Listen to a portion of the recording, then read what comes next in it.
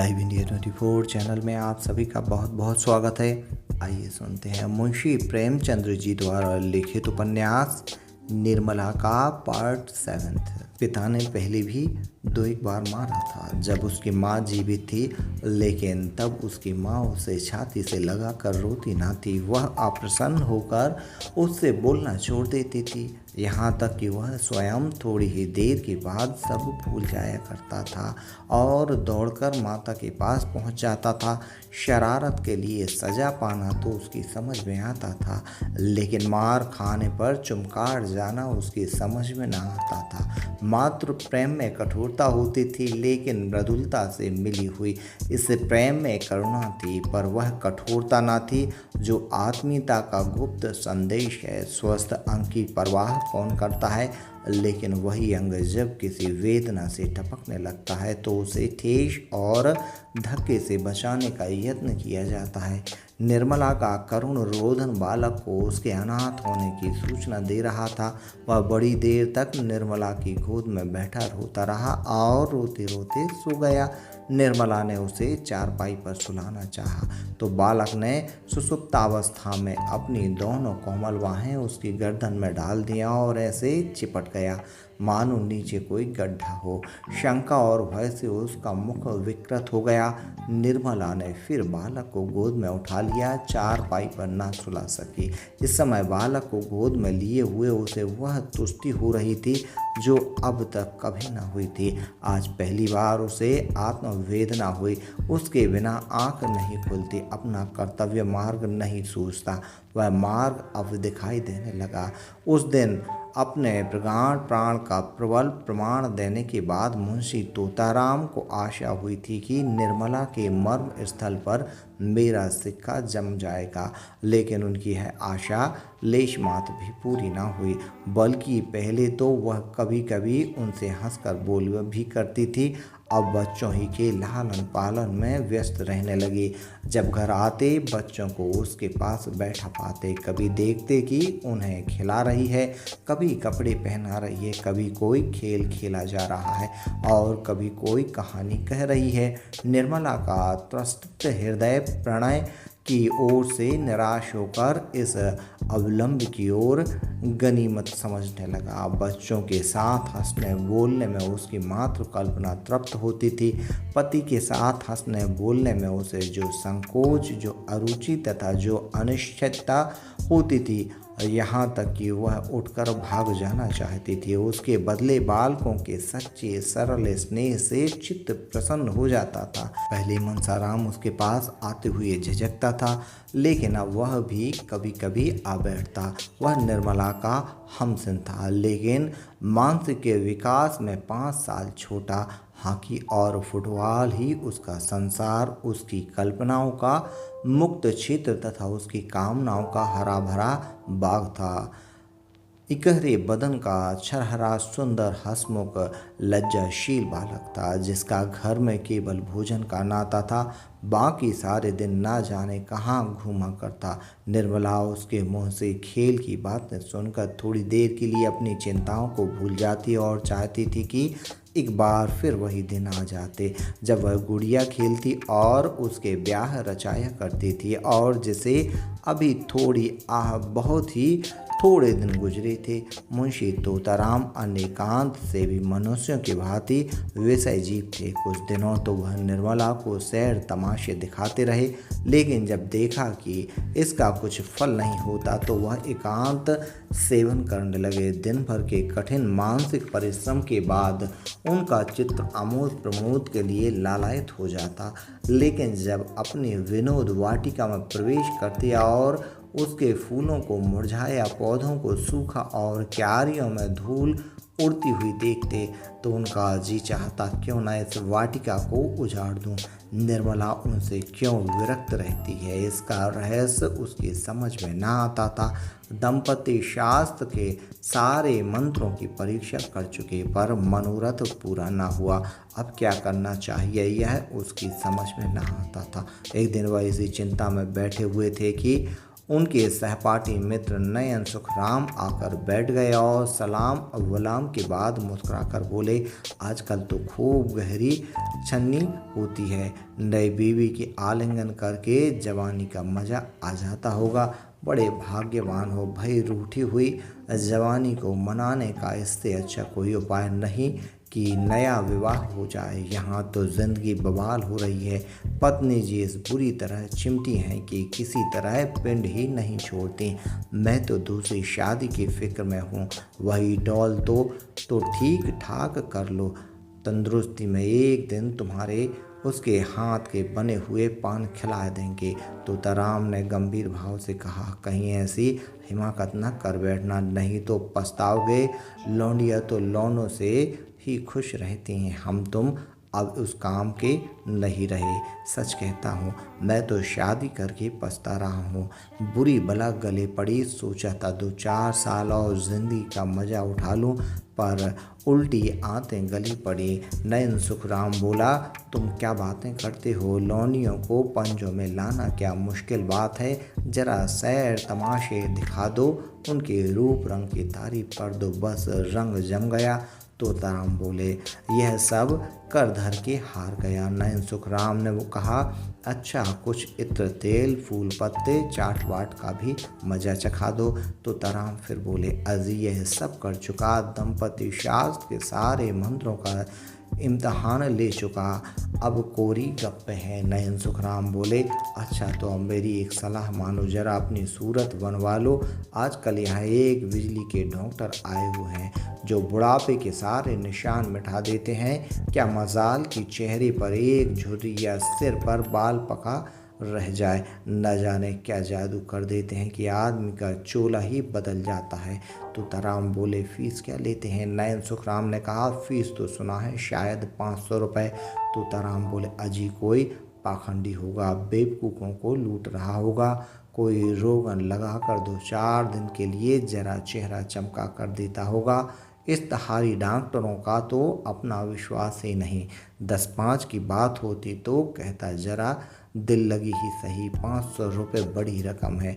नयन सुखराम ने कहा, तुम्हारे लिए 500 रुपये कौन बड़ी बात है? 1 महीने की आमदनी है मेरे पास। तो भाई 500 होते तो सबसे पहला काम यही करता। जवानी के 1 घंटे की कीमत 500 रुपये से कहीं ज़्यादा है।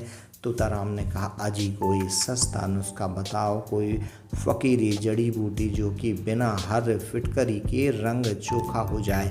बिजली और रेडियम बड़े आदमियों के लिए रहने दो, उन्हीं को मुबारक हो। नयन सुखराम ने कहा, तो फिर रंगीलेपन का स्वांग रचो। यह ढीला ढाला कोट फेंको, तंजीब की चुस्त अचकन लो, चुनकदार पजामा, गले में सोने की जंजीर पड़ी हुई, सिर पर जयपुरी साफा बांधा हुआ, आँखों में सुरमा और बालों में हिना का तेल पड़ा हुआ। तोन का पिचकना भी जरूरी है। दोहरा कमरबंद बांधो, जरा तकलीफ तो होगी पर अचकन सज उठेगी। खिजाब में ला दूंगा। 150 गज़लें याद कर लो और मौके मौके के शेर पढ़ो। बातों में रस भरा हो, ऐसा मालूम हो कि तुम्हें दीन और दुनिया की कोई फिक्र नहीं, बस जो कुछ है प्रियतमा ही है। जवां मर्दी और साहस के काम करने का मौका ढूंढते रहो। रात को झूठ झूठ शोर करो, चोर चोर है, तलवार लेकर अकेले पिल पड़ो। और हाँ, जरा मौका देख लेना, ऐसा ना हो कि सचमुच कोई चोर आ जाए और तुम उसके पीछे दौड़ो, नहीं तो सारी कलई खुल जाएगी और मुफ्त में उल्लू बनोगे।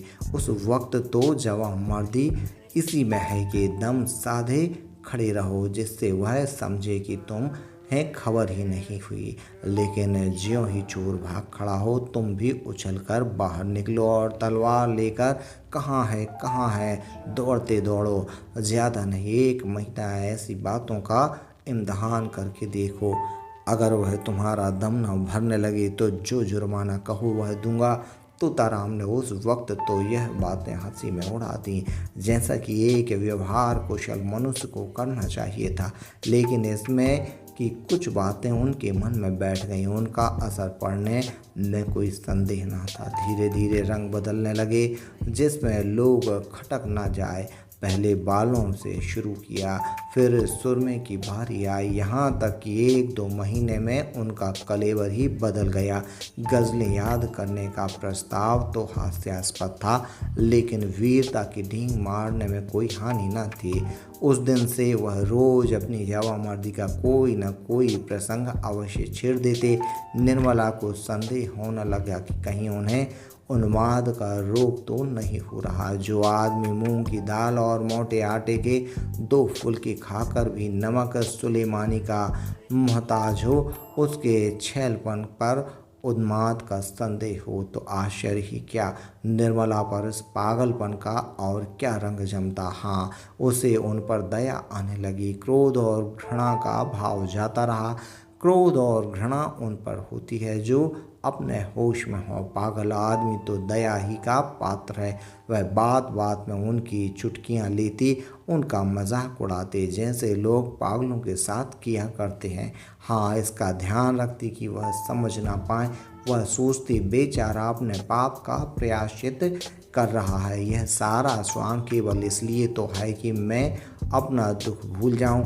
आखिर अब भाग्य तो बदल सकता नहीं, इस बेचारे को क्यों जलाऊं। एक दिन रात को 9 बजे तोताराम बांके बने हुए सैर करके लौटे और निर्मला से बोले, आज 3 चोरों से सामना हो गया। मैं जरा शिवपुर की तरफ चला गया था। अंधेरा था ही। ज्यों ही रेल की सड़क के पास पहुंचा तो 3 आदमी तलवार लिए हुए न जाने किधर से निकल पड़े। यकीन मानो तीनों काले देवते, मैं बिल्कुल अकेला। पास में सिर्फ यह छड़ी थी। उधर तीनों तलवार बांधे हुए होश उड़ गए। समझ गया कि जिंदगी का यहीं तक साथ था, मगर मैंने भी सोचा मरता हूँ तो क्या, नहीं तो वीरों की मौत ही मरूं। इतने में एक आदमी ने ललकार कर कहा, रख दे तेरे पास जो कुछ भी हो और चुपके से चला जा। मैं छड़ी संभाल कर खड़ा हो गया और बोला, मेरे पास तो सिर्फ यह छड़ी है और इसका मूल्य 1 आदमी का सर है। मेरे मुंह से इतना निकलना था कि तीनों तलवार खींचकर मुझ पर झपट पड़े और मैं उनके वारों को छड़ी पर रोकने लगा। तीनों झल्ला झल्ला कर वार करते थे। खटाके की आवाज़ें होती थी और मैं बिजली की तरह झपट कर उनके वारों को काट देता था। कोई 10 मिनट तक तीनों ने खूब तलवार के जौहर दिखाए, पर मुझ पर रेप तक न आई। मजबूरी यही थी कि मेरे पास में तलवार न थी। यदि कहीं तलवार होती तो एक को जीता न छोड़ता। खैर, कहाँ तक बयान करूं। उस वक्त मेरे हाथों की सफाई देखने काबिल थी। मुझे खुद आश्चर्य हो रहा था कि यह चपलता मुझ में कहाँ से आ गई। जब तीनों ने देखा कि यहाँ दाल नहीं गलने की तो तलवार म्यान में रख ली और पीठ ठोकर बोले, जवान, तुम सा वीर आज तक नहीं देखा। हम तीनों 300 पर भारी, गांव के गांव ढोल बजाकर लूटते हैं, पर आज तुमने हमें नीचा दिखा दिया। हम तुम्हारा लोहा मान गए। यह कहकर तीनों फिर नजरों से गायब हो गए। निर्मला ने गंभीर भाव से मुस्कुरा कर कहा, इस छड़ी पर तो तलवार के बहुत से निशान बने हुए होंगे। मुंशी जी इस शंका के लिए तैयार न थे। कोई जवाब देना आवश्यक था। बोले, मैं वारों को बराबर खाली कर देता तो 4 चोटें छड़ी पर पड़ी थीं तो उचटती हुई, जिसमें कोई निशान नहीं पड़ सकता था। अभी उनके मुंह से पूरी बात भी न निकली थी कि सहसा रुक्मणी देवी बदहवास दौड़ती हुई आई और हाँफती हुई बोली, तोता तोता है कि नहीं, मेरे कमरे में सांप निकल आया है, मेरी चारपाई के नीचे बैठा हुआ है, उठकर भागी, मुआ कोई 2 गज का होगा, फन निकाले फुंकार रहा है, जरा चलो तो डंडा लेते चलना। तोताराम के चेहरे का रंग उड़ गया, मुँह पर हवाइयाँ छूटने लगी, मगर मन के भावों को छिपाकर बोले, सांप यहाँ कहाँ, तुम्हें धोखा हुआ होगा, कोई रस्सी होगी। रुक्मणी ने कहा, अरे मैंने अपनी आंखों से देखा है, जरा चल कर देख लो ना। हे मर्द होकर डरते हो, मुंशी जी घर से तो निकले, लेकिन बरामदे में फिर ठिठक गए। उनके पांव ही न उठते थे, कलेजा धड़ धड़ कर रहा था। सांप बड़ा क्रोधी जानवर है, कहीं काट ले तो मुफ्त में प्राण से हाथ धोना पड़े। बोले, डरता नहीं हूँ, सांप ही तो है, शेर तो नहीं। मगर सांप पर लाठी असर नहीं करती, जाकर किसी को भेजूं, किसी के घर से भाला लाए। यह कहकर मुंशी जी लपकते हुए बाहर चले गए। मनसाराम बैठा खाना खा रहा था, मुंशी तो बाहर चले गए। उधर वह खाना छोड़कर अपनी हॉकी का डंडा हाथ में ले कमरे में घुस ही पड़ा और तुरंत चारपाई खींच ली। सांप मस्त था, भागने के बदले फन निकाल कर खड़ा हो गया। मनसाराम ने चटपट चारपाई की चादर उठाकर सांप के ऊपर फेंक दिया और ताबड़तोड़ 3-4 डंडे कसकर जमाए। सांप चादर के अंदर तड़प कर रह गया। तब उसे डंडे पर उठाए हुए बाहर चला। मुंशी जी कई आदमियों को साथ लिए चले आ रहे थे। मनसाराम को सांप लटकाए आते देख तो सहसा उनके मुंह से चीख निकल पड़ी, मगर फिर संभल गए और बोले, मैं तो आ ही रहा था, तुमने क्यों जल्दी की? दे दो, कोई फेंका है।